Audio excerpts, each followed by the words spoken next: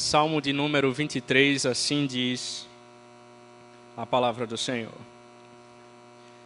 O Senhor é o meu pastor, nada me faltará. Ele me faz repousar em pastos verdejantes, leva-me para junto das águas de descanso, refrigera minha alma, guia-me pelas veredas de justiça, por amor do seu nome.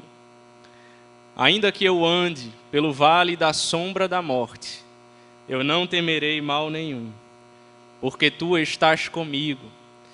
A teu bordão e o teu cajado me consolam. Prepara-me uma mesa na presença dos meus adversários. Unges-me a cabeça com óleo. O meu cálice transborda.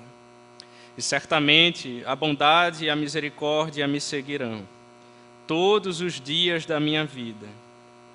E habitarei na casa do Senhor para todo sempre. Vamos orar mais uma vez, amados irmãos. Curve sua cabeça.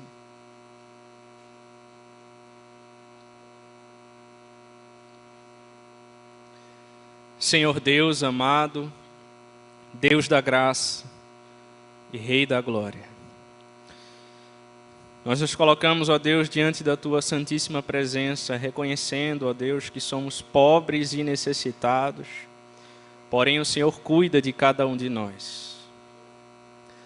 Ajuda-nos, Senhor, a ouvir a Tua palavra com atenção, com desejo profundo de aprender e de praticá-la em nosso dia a dia e de receber o consolo da parte do Senhor. Usa a vida do Teu servo, pois sem Ti eu nada posso fazer, Senhor. Fala ao nosso coração essa noite. É o que nós oramos em nome de Cristo Jesus. Amém.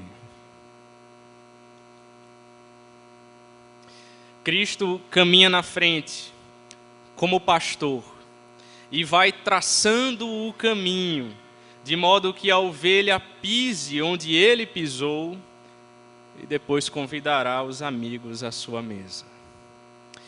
Essas foram as palavras de Orígenes, um pai da igreja, e elas expressam exatamente as duas imagens contidas neste salmo. A primeira imagem é a imagem do pastor, que cuida das suas ovelhas, versos de 1 a 4. A segunda imagem é a imagem do anfitrião que recebe os amigos em sua casa, os versos 5 e 6. Ao redor deste salmo, irmãos, nós encontramos uma trilogia. O Salmo 22 é o salmo do bom pastor, aquele que dá a vida pelas suas ovelhas. O Salmo 23 é o salmo do grande pastor, aquele que cuida das suas ovelhas. E o Salmo 24 é o salmo do supremo pastor, aquele que voltará em glória para buscar as suas ovelhas. Interessante, irmãos, Charles Spurgeon diz que se no salmo anterior ele representou Cristo morrendo pelas suas ovelhas, aqui ele representa as ovelhas recebendo o benefício de todo o cuidado e ternura do grande e bom pastor. Por isso hoje eu quero convidá-los a meditar comigo no tema o cuidado do grande pastor. E eu quero observar aqui as duas imagens contidas neste salmo. A primeira delas é a relação do pastor e as suas ovelhas. Veja comigo como começa o verso primeiro.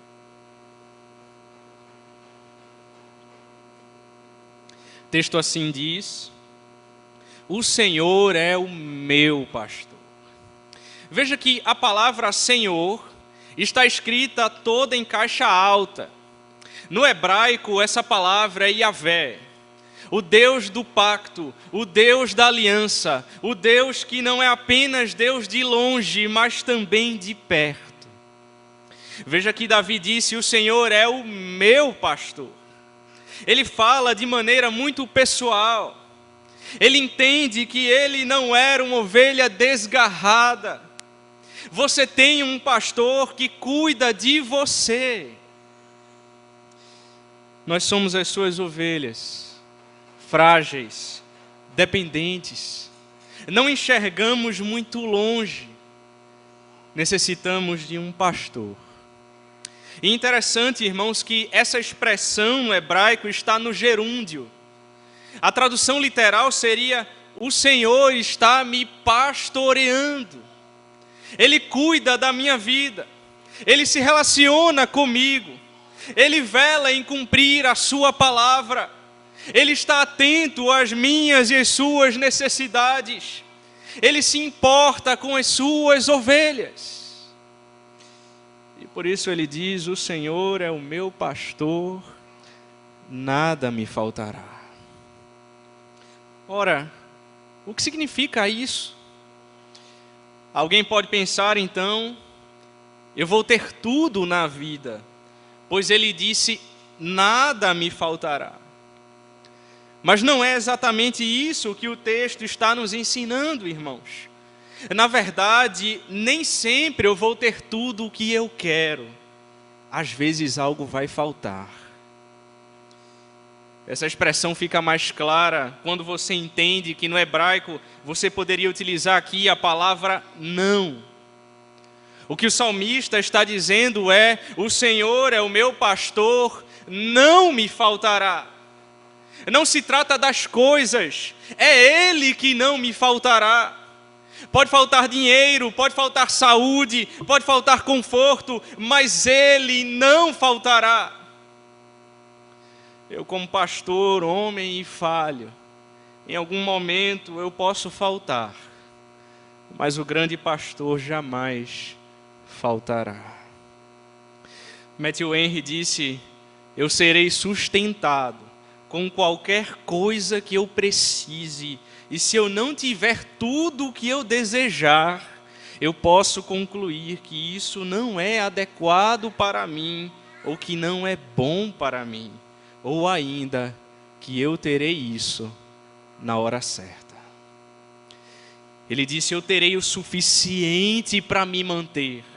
Eu terei o necessário, eu estou contente com o que Ele tem me dado. Deus é aquele que tem garantido a provisão para a minha vida. Você entende? Não se trata de que Ele vai te dar tudo o que você quer, mas que Ele vai prover tudo o que você precisa. Tudo que for necessário para você completar a sua carreira, Ele vai prover. Ele não me faltará, Ele cuida de mim, Ele é o pastor da minha vida. O Salmo 145 diz: o Senhor ampara a todos os que caem, levanta a todos os que estão prostrados. Os olhos de todos estão voltados para ti, e tu lhes dás o alimento no devido tempo. Abres a tua mão e satisfazes os desejos de todos os seres vivos. O Senhor é justo em todos os seus caminhos e é bondoso em tudo o que faz. O Senhor está perto de todos os que o invocam, de todos os que o invocam com sinceridade. Realiza os desejos daqueles que o temem. Ouve-os gritar por socorro e os salva. O Senhor cuida de todos que o amam. Então, nos versos seguintes, o salmista começa a expressar exatamente como é esse cuidado. Diz o texto: Ele me faz repousar em pastos verdejantes. Você imagina caminhar no meio do deserto, num ambiente árido, seco, mas o meu pastor é aquele que no meio do deserto encontra pastos verdes. Ele me faz repousar em pastos verdejantes, onde eu posso ouvir a brisa suave, o som do vento sobre os pastos. Ele me leva a um ambiente tranquilo, onde tem alimento. E Ele me leva para junto das águas de descanso. Ele provê alimento, Ele provê o meu sustento, e Ele tira a minha alma da turbulência e me leva para as águas tranquilas. Quem sabe você hoje está vivendo uma verdadeira turbulência na alma. O teu coração está angustiado. Eu quero dizer para você que Deus pode levar você a águas tranquilas. Deus pode transformar esse caos em bonança. Quando os discípulos estavam no barco, no meio de uma tempestade, sem saber mais o que fazer, Jesus Cristo apareceu e disse ao mar: acalma-te, emudece.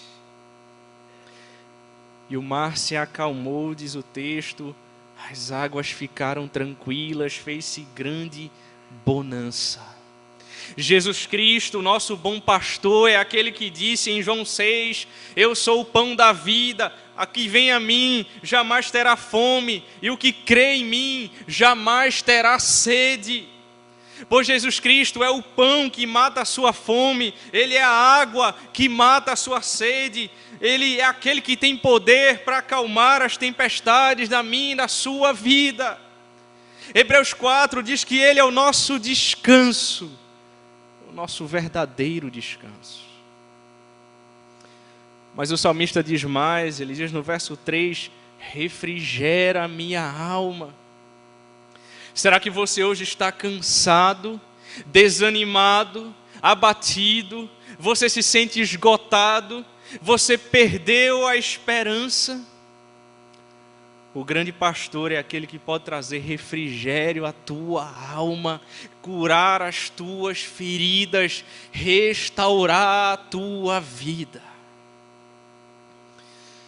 A ideia da palavra refrigério é exatamente essa: dar nova vida.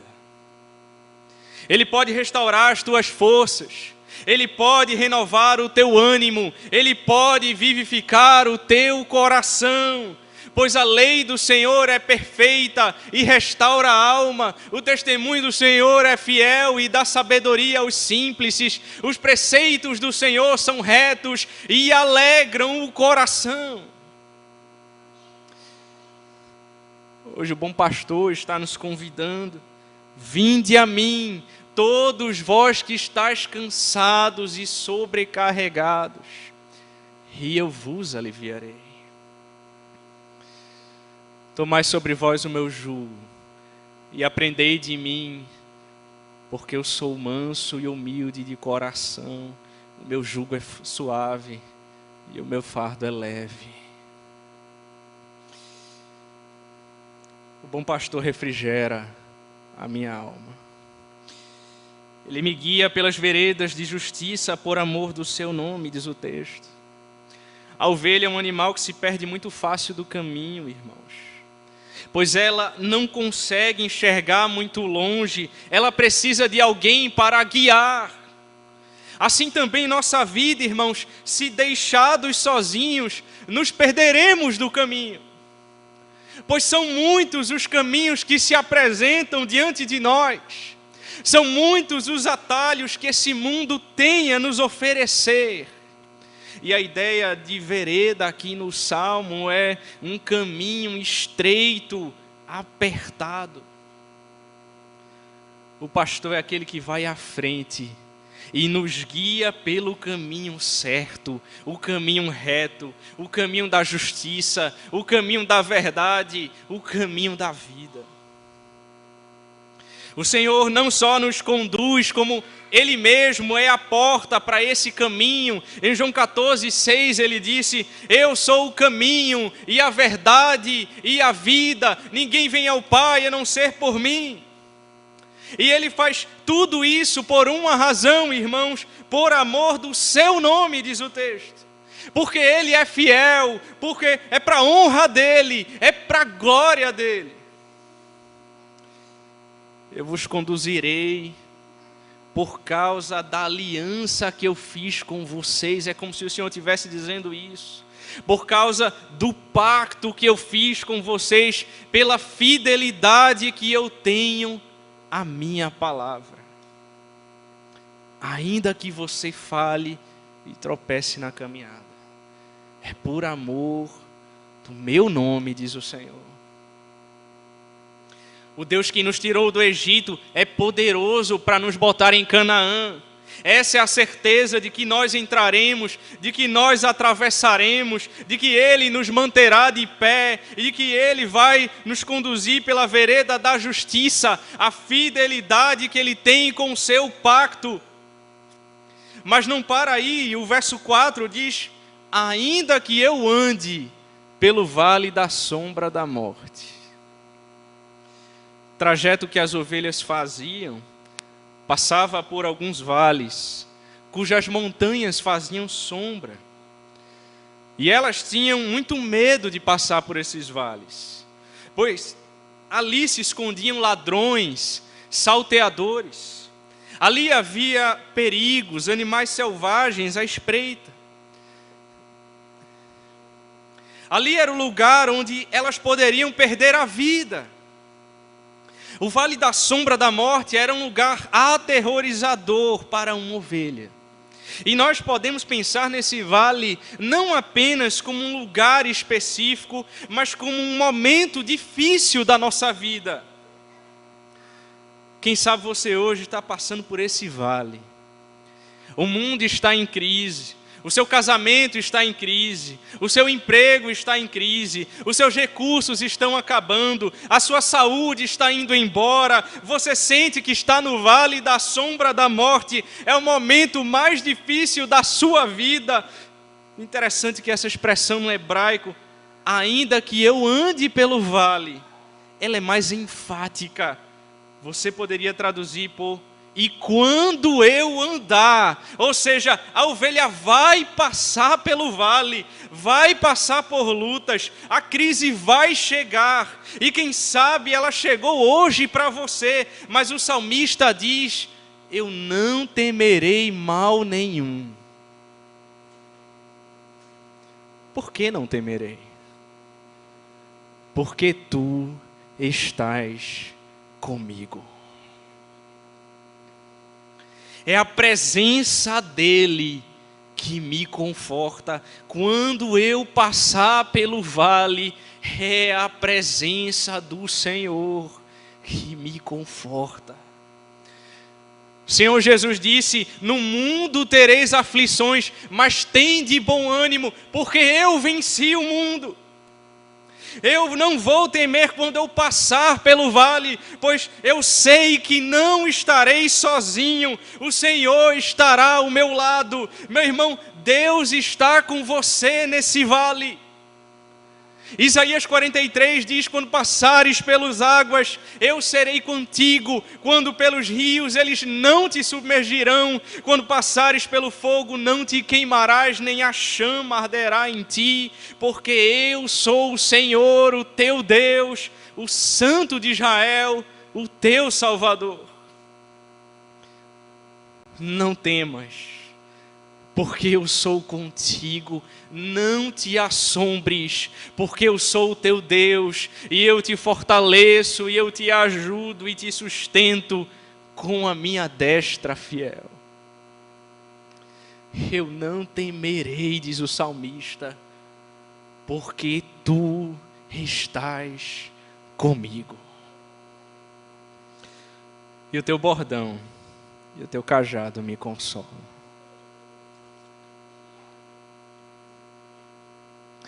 O bordão ou vara servia para proteção e disciplina. Cajado servia para conduzir, recolher, livrar ou salvar. Às vezes uma ovelha queria sair do caminho. E era muito fácil naquela região de vales e montanhas ela cair num abismo, cair num buraco e se machucar ou até mesmo morrer. Então, para o bem dela, o pastor precisava discipliná-la com a sua vara para que ela voltasse para o caminho. Ele utilizava a vara também para protegê-la dos perigos. E utilizava o cajado para conduzi-la ou salvá-la quando estivesse a ponto de cair em um buraco. O que o salmista está dizendo é: eu não temerei mal nenhum, porque aquele que atravessa o vale, ele me guarda do mal com seu bordão, ele me recolhe e me dá livramentos quando eu estou em situação de perigo, ele me disciplina amorosamente quando eu vou me desviar dos seus caminhos, o bordão e o cajado te consolam, pois ensinam que ele não desiste de você. Ele não é como um mercenário, ele se importa com você, ele é o bom pastor que dá a vida pelas suas ovelhas. Jesus Cristo deu a sua vida por mim e por você. Ele disse que nada pode nos arrebatar das mãos dele. Romanos 8, Paulo disse, porque eu estou bem certo de que nem a morte, nem a vida, nem os anjos, nem os principados, nem as coisas do presente, nem do porvir, nem os poderes, nem a altura, nem a profundidade, nem qualquer outra criatura poderá separar-nos do amor de Deus que está em Cristo Jesus, o nosso Senhor. Nada pode nos arrebatar das mãos dele, das ovelhas que estão sob o seu pastoreio. O Senhor cuida de mim e de você. Então o salmista continua a nos mostrar o cuidado do Senhor através também de uma segunda imagem. A relação do anfitrião e o seu convidado de honra. Verso 5.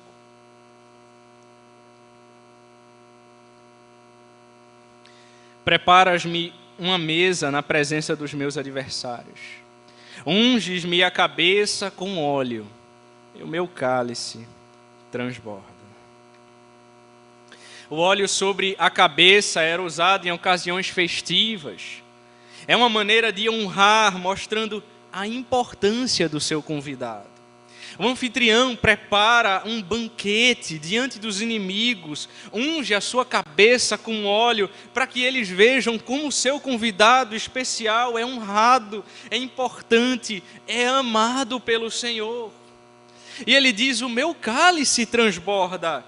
É como aquele servo numa festa que está atento para servir ao convidado de honra.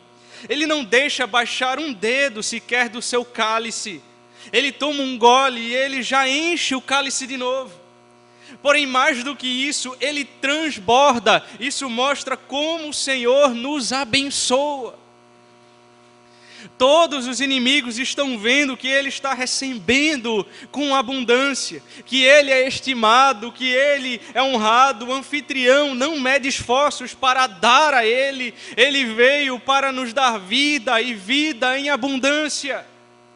Efésios diz que ele nos abençoou com toda a sorte de bênçãos espirituais espalhadas nas regiões celestiais, que ele é poderoso para fazer infinitamente mais de tudo aquilo quanto pedimos ou pensamos, conforme o seu poder que opera em nós. Ele faz muito mais do que nós merecemos. Ele derrama o óleo da sua graça com abundância sobre nossas vidas. Ele nos diz no verso 6 que a bondade e a misericórdia certamente me seguirão.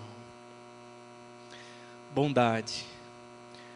Eu sempre terei o perdão, a provisão, a proteção, o cuidado de Deus. Sabe por quê? Porque Deus é bom. Porque Ele é bom. Misericórdia é um termo pactual, no hebraico significa amor leal, amor fiel, amor inabalável. Eu sempre terei uma disposição de Deus em me fazer o bem. Deus manifesta a sua bondade, estendendo a sua misericórdia para com o seu povo. E o texto diz, bondade e misericórdia certamente me seguirão. No hebraico, essa palavra está no intensivo. Elas me perseguirão. Não sou eu que vou atrás delas. Elas me alcançarão. A bondade e a misericórdia do Senhor. Isaías 54 diz: porque os montes se retirarão e os outeiros serão removidos, mas a minha misericórdia não se apartará de ti, e a aliança da minha paz não será removida, diz o Senhor, que se compadece de ti. Elas me seguirão todos os dias da minha vida. É como se o salmista estivesse dizendo: você ainda não chegou na casa do Pai, mas durante toda a sua caminhada, o Senhor dizendo: eu vou enviar 2 para te acompanharem, a minha bondade e a minha misericórdia, elas te seguirão todos os dias da tua vida.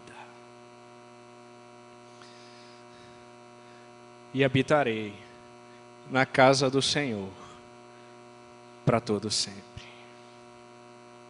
A ideia do hebraico aqui é: eu quero morar no templo. É como se Davi estivesse dizendo: diante de tanto bem feito a mim, eu não quero jamais me apartar da tua presença, Senhor. Eu quero adorar ao Senhor continuamente, eu quero cultuar ao Senhor continuamente, eu quero louvar ao Senhor e ser grato por todos os seus benefícios. Por isso ele disse no Salmo 27, uma coisa peço ao Senhor e a buscarei, que eu possa morar na casa do Senhor todos os dias da minha vida, para contemplar a beleza do Senhor e meditar no seu templo. No Salmo 84 está escrito: quão amáveis são os teus tabernáculos, Senhor dos exércitos. A minha alma suspira e desfalece pelos átrios do Senhor. O meu coração e a minha carne exultam pelo Deus vivo. Bem-aventurados os que habitam em tua casa, louvam-te perpetuamente. Esse é o desejo do salmista. Eu quero estar na tua casa, Senhor. Eu quero habitar com o Senhor para todo sempre, por toda a eternidade.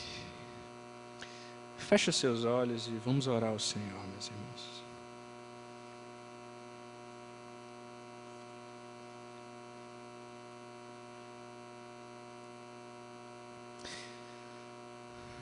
Senhor Deus amado, santíssimo,